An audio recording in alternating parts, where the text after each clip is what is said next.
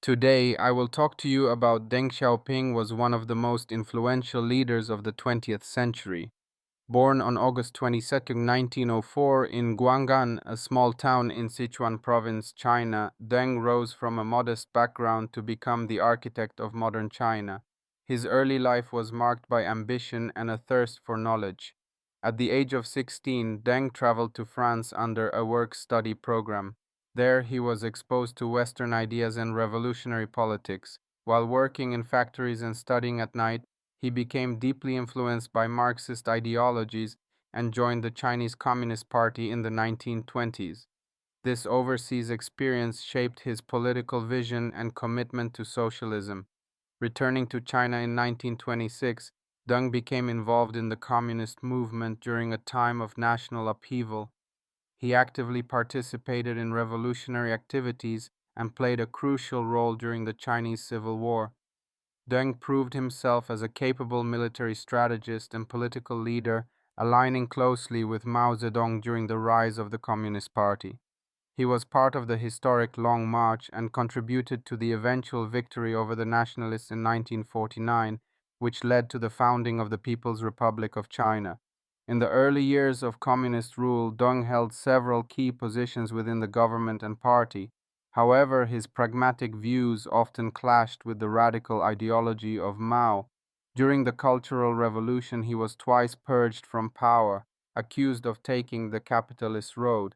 He was sent to perform manual labor and kept under political supervision. Despite this, Deng remained loyal to the party and waited patiently for an opportunity to serve again. That opportunity came in the late 1970s after Mao's death and the fall of the radical Gang of Four.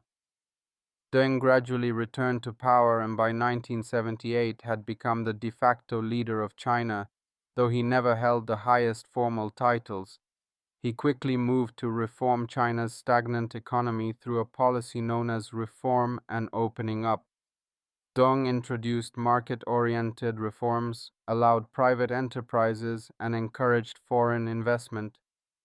He coined the phrase, "It doesn't matter whether a cat is black or white as long as it catches mice," symbolizing his practical approach over ideological purity. Under Deng's leadership, China experienced rapid economic growth and development.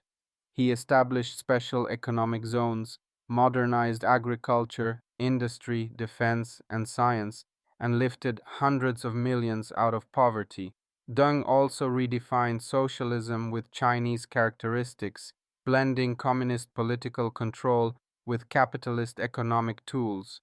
However, Deng's tenure was not without controversy. In 1989, a peaceful student-led protest in Tiananmen Square calling for political reform was violently suppressed by the government. As the top leader, Deng approved the military crackdown, a decision that drew international condemnation and left a lasting scar on his legacy. Despite this, Deng remained committed to economic reform and continued shaping China's future until his retirement from public life in the early 1990s. Even after stepping down, his influence persisted. He is credited with laying the foundation for China's rise as a global economic power. Deng Xiaoping passed away on February 19, 1997 at the age of 92. His legacy is complex but profound. He transformed China from an isolated, impoverished nation into one of the world's fastest growing economies. While he upheld the Communist Party's grip on power, he fundamentally changed the direction of the nation.